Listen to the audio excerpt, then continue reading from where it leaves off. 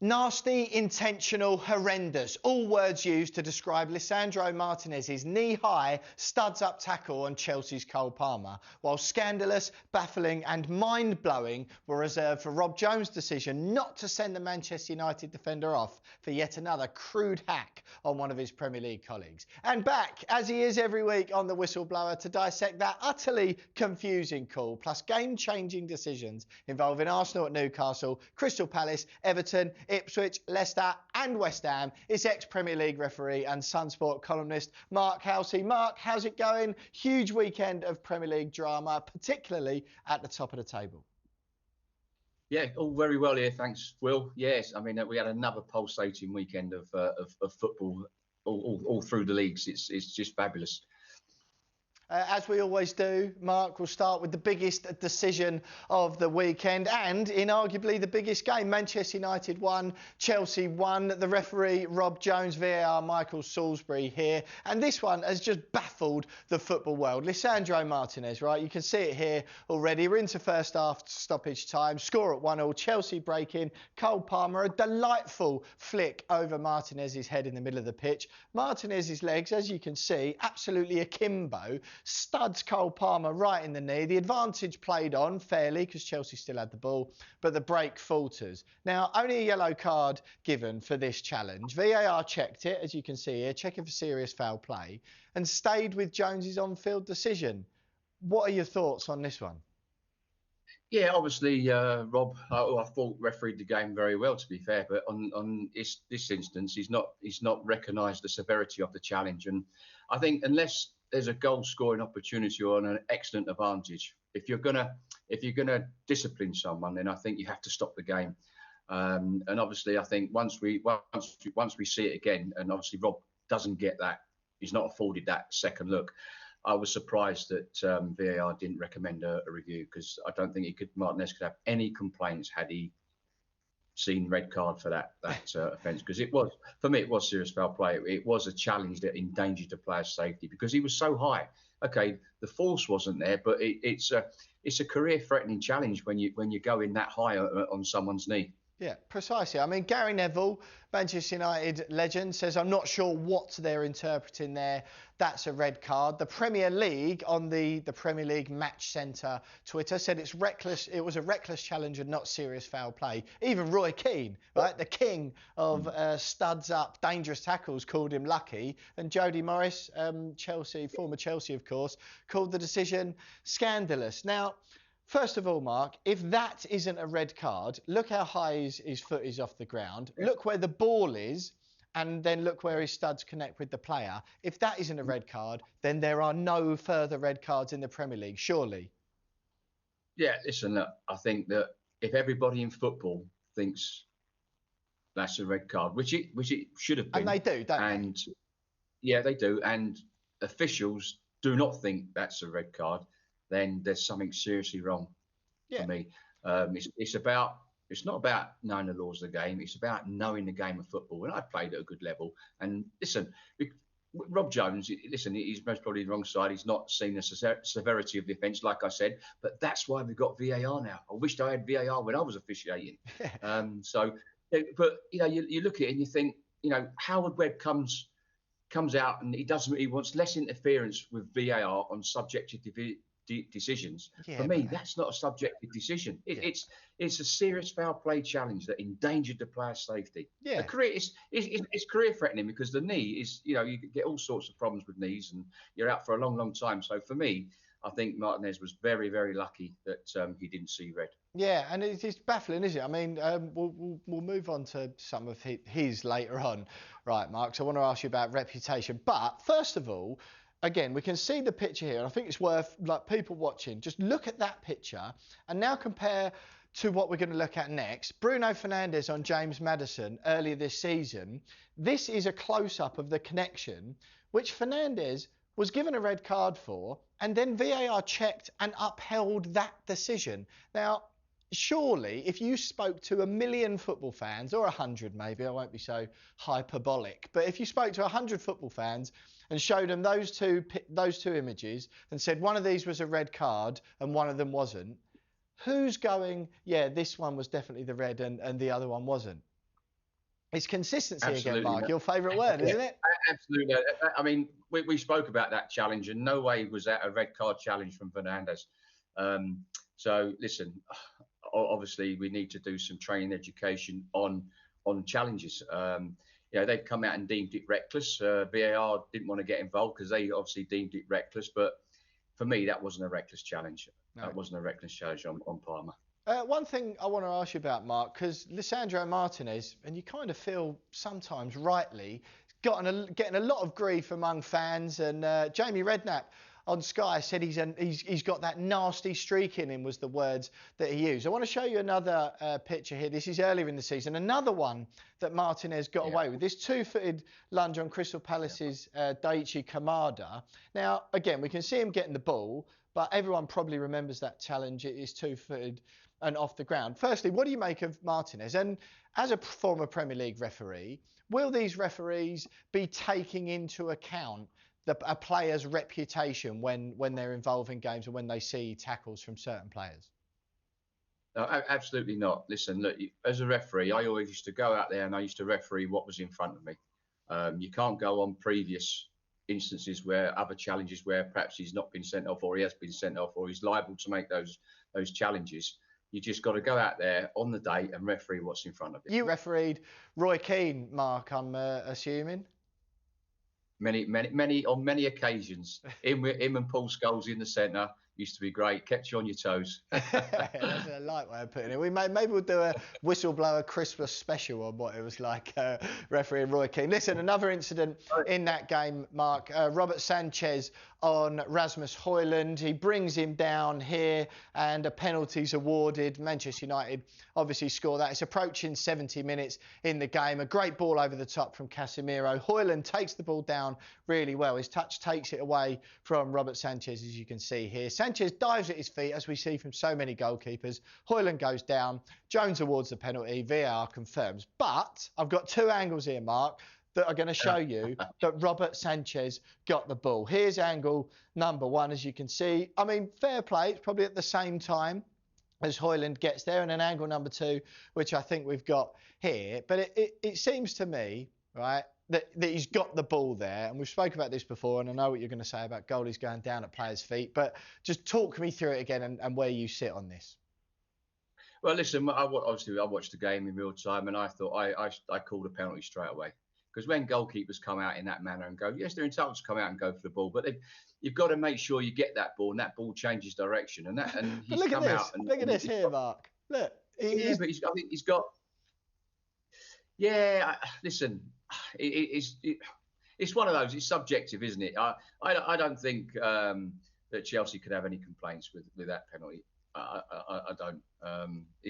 It's one of those. Some will say yes, it is not a penalty. Some will say it is a penalty. So that's why VAR didn't get involved in that situation. Right. Okay. It does feel a little bit like anything we see like that, because we had Sanchez at Liverpool the other week, didn't we? When he come out and Curtis Jones did that impressive flip over his head. VAR had a look and saw that he got the ball, and the decision was overturned. So that sort of makes you feel that he felt that he didn't get the ball then. But you can see that. Is there anything in whether Hojland gets to the ball first? Yeah, I think he gets there, and I think he takes man and ball, doesn't he? So listen, you could argue if it wasn't given, would VAR get involved? Possibly not. As I said, it's subjective, and I've got to say, when I saw that in real time, I thought it was a nailed-on penalty, and I think everybody agreed, didn't they? Everybody agreed. Apart from me, Mark. Apart from me, but Manchester United were unlucky, of course, last week against West Ham. Perhaps a little bit of luck. Why you, Will? You're a West Ham fan. You're not a United fan. Chelsea fan. These are trade secrets, Mark. Keep that to yourself. Right, let's move on, Mark. Right, and another contentious one here. Anthony Gordon on Gabriel Jesus. Arsenal, that defeat at Newcastle, 1-0 to the Geordies. John Brooks, the referee. Jared Gillett, the VAR here. It's in the second half. Arsenal trailing 1-0 and chasing the game. Bukayo Saka, excellent cross, finds its way to Gabriel Jesus at the back post. He chests it down, and as it bounces up, Gordon, to be honest, just wipes him out. Now, as you watch it in normal time, he clearly gets the player, as you can see here, before he gets the ball. The ball changes direction, But you can see his lower leg connecting with Jesus' knee there. He's got both feet off the ground, Gordon, so he's not in control of his body.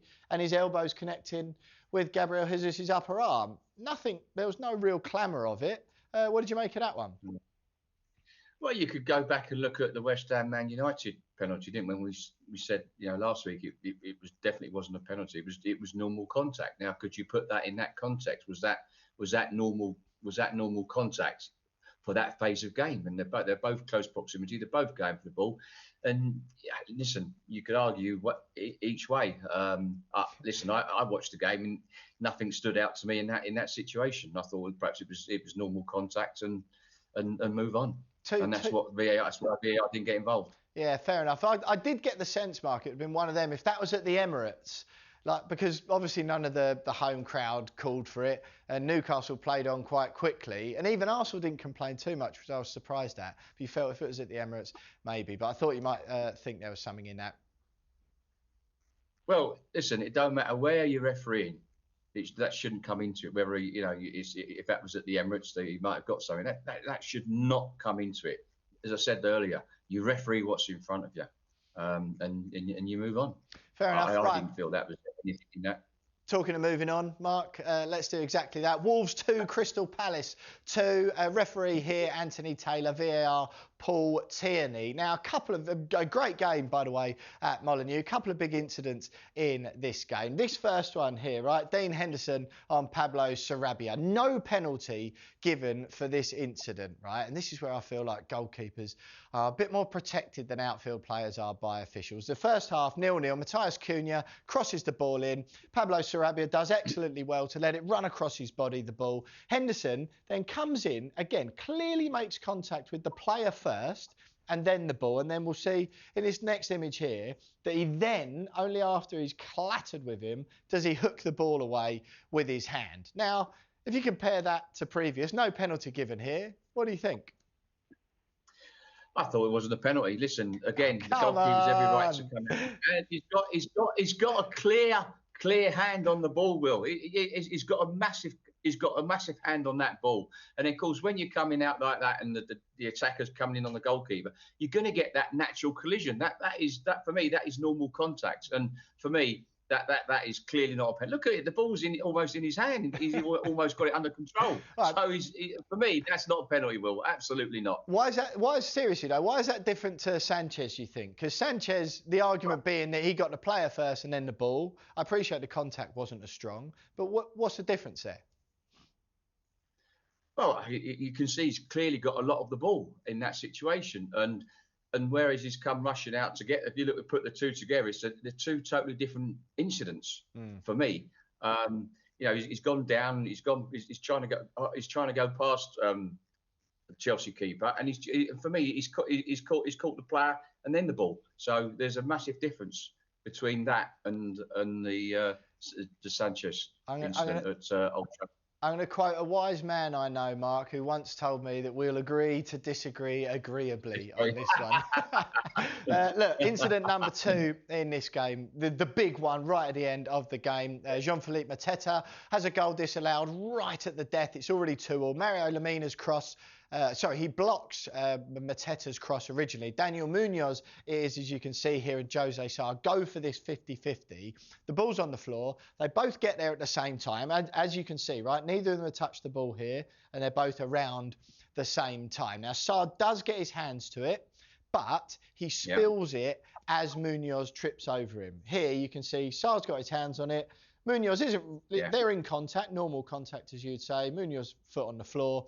And then, as this passage of play progresses, naturally they're both travelling at speed. Munoz trips over him. Now, Mateta then puts the ball into the empty net. Anthony Taylor gives the foul, and VAR confirms it. The Premier League said that the check was confirmed by VAR as Sarr was considered to be in control of the ball, which was between his hand and the ground. Now, if that's not normal contact, I don't know what is. Can Crystal Palace feel aggrieved? Yeah, but listen, you cannot. A goalkeeper is considered to be in control of the ball with the hand or hands on the ball. Okay. Now the ball is between the hands and any surface, e.g. the ground, own body, or by touching it with any part of the hands or arms except if it rebounds from the goalkeeper. Now, in that situation, a player cannot challenge the goalkeeper if he's in control of the ball. So technically, he's in control of that ball, and then the Palace forward then makes a challenge on the goalkeeper. So, listen, it would have been very interesting had Anthony Taylor not blown for a free kick, whether VAR would have got involved in that situation. My guess is possibly not. Yeah. Possibly not. But the law is quite clear. You cannot challenge the goalkeeper when he's deemed to be in control of the ball. Yeah. So he's deemed to be in control of the ball in that situation. So then that player cannot make that challenge on the goalkeeper. So it wouldn't matter that just quickly then, Mark, it wouldn't matter that the challenge had sort of already started.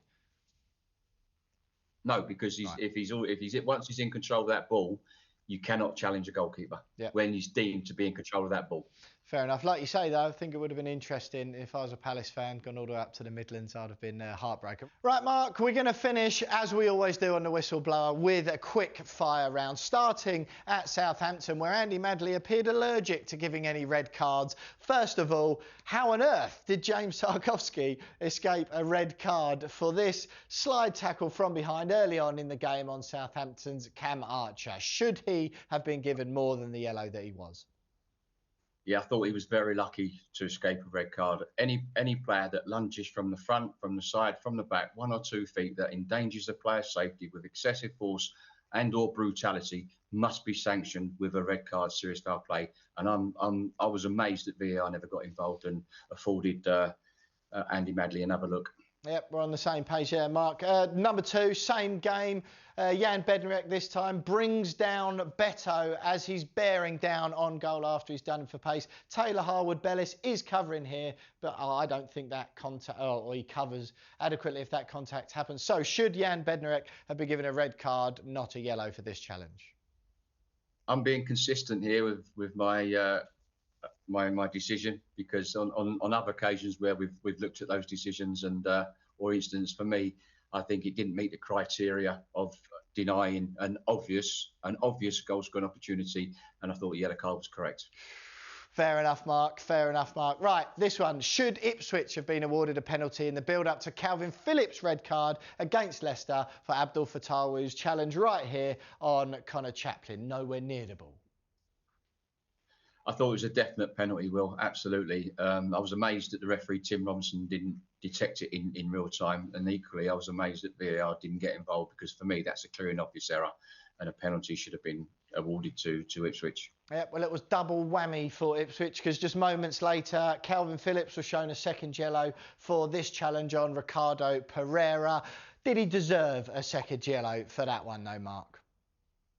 In my opinion, no, not for me. It wasn't a second yellow card. I felt that Tim Robinson should have managed that incident a lot better than he did. Listen, he's gone in to block the ball, and it's the Leicester player that's followed through and caught him as well. So, as I said, I thought Tim Robinson should have managed that much better than he did, and for me, it wasn't a second yellow card. And the misery continues for West Ham under Julian Lopetegui. This man, Guido Rodriguez, a key part of another terrible Hammers performance. But should he have been sent off for this slide tackle on Morgan Gibbs-White, where the studs clearly connect with the ankle nowhere near the ball? Very fortunate, Will. I thought that had the referee shown a red card in that situation for that challenge, it wouldn't have been overturned. So he can count himself lucky that the referee showed yellow and not red. To be honest, Mark, the way West Ham have been playing and Rodriguez has been playing this season, they might have been better off without him.